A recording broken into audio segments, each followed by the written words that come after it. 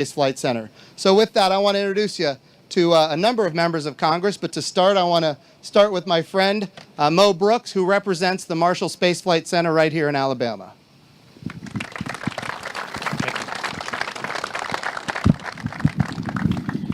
It's a pleasure to be here at the Marshall Space Flight Center with you today.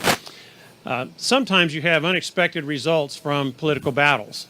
I don't know if you're aware, but we, many decades ago, had a major political fight. There was a national infrastructure program that was going to be built someplace, and our community lost. The wind tunnel ended up in Tullahoma, Tennessee. We came in second, and the second place prize were a bunch of German rocket scientists. Gosh, have we made the best of that losing proposition in our community. Those German rocket scientists in the early 60s, at the instance of John F. Kennedy and the mission to the moon that he was able to get underway, put us in a position where we were able to do as a nation something no other nation had done. Now, by way of backdrop, I grew up in this community, and I well remember not too many distances from here, yards, miles, we had the Apollo rockets tested on a regular basis. And I'm 2 or 3 miles to the east of us, our house in South Huntsville, and the earth would shake, the dishes would rattle in the cabinet, sometimes things would fall out. And that's one of my earliest memories as a young man living in Huntsville, Alabama.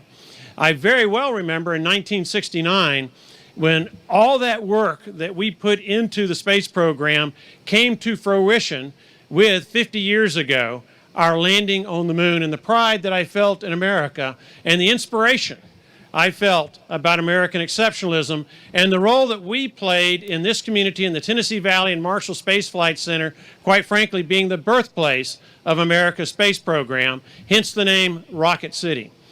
Fast forward a little bit to today. Today is a great day for the Tennessee Valley and Marshall Space Flight Center. It's a great day in large part because of another political decision akin to John F. Kennedy's in the 1960s. We have decided that we as a country are going to do something that only one other country in history has done, and that other country was us.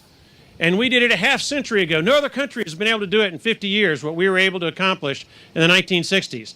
And that's to go back to the moon and put a facility on the South Pole, have a space station that is able to revolve around the moon in lunar orbit, and send astronauts to rendezvous with that space station as a place to stop before going to the moon, landing on the moon, doing the research that we're going to do on the moon, getting back on that space station, and then heading back to Earth. That is an incredible achievement that we seek on behalf of our country. And I'm thankful that NASA Administrator Jim Bridenstine recognized the talent that we have here in the Tennessee Valley, in Marshall Space Flight Center, particularly the intellectual talent.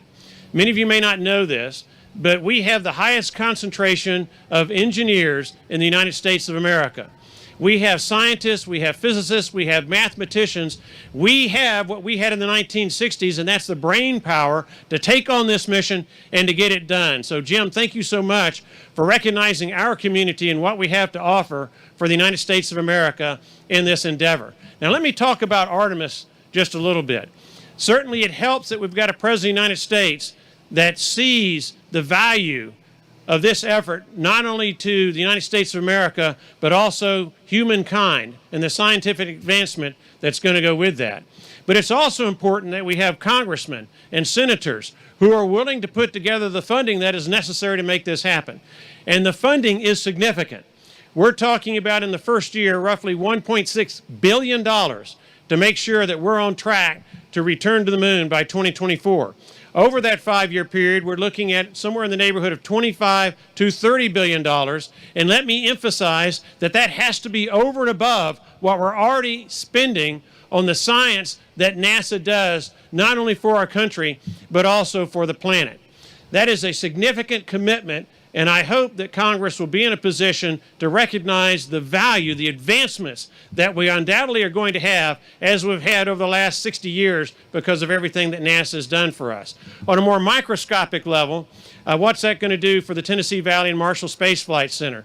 The project that is being announced today that Jim Bridenstine has selected for our community is roughly 360 jobs, roughly 140 that will be at Marshall Space Flight Center, with the other 220 spread out, as it should be, amongst various other NASA centers throughout the United States of America.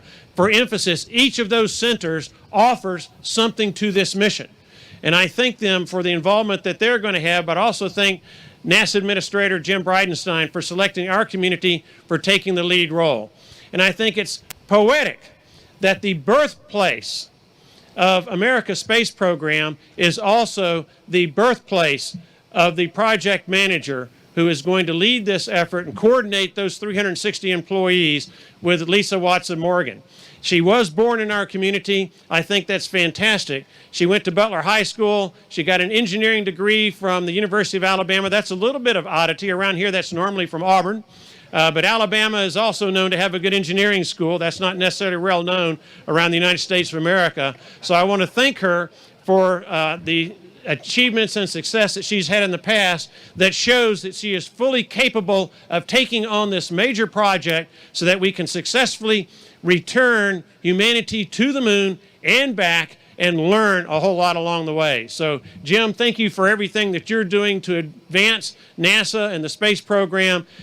Good luck with the mission that you're going to have as the new project manager. God bless and Godspeed.